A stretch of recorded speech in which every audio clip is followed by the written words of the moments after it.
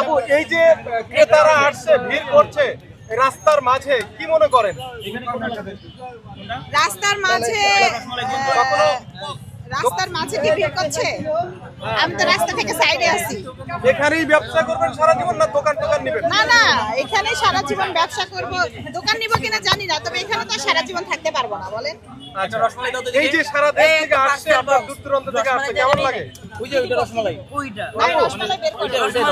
দূর দূরান্ত থেকে কেক খেতে আসে, কেমন লাগে? ভালো লাগে ভাইয়া, অনেক ভালো লাগে। আজকে কত পিস কেক বেচেছেন?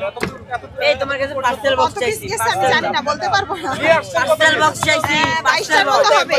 22টার মতো। এই প্রতি পিস খানার দাম কত? হ্যাঁ, এই যে কাটিং এর দাম কত? 100 টাকা। 100 টাকা। আস্তে উঠাও, এটা এখানে রাখো, কেন হাতটা আগায় নিয়ে যাবা।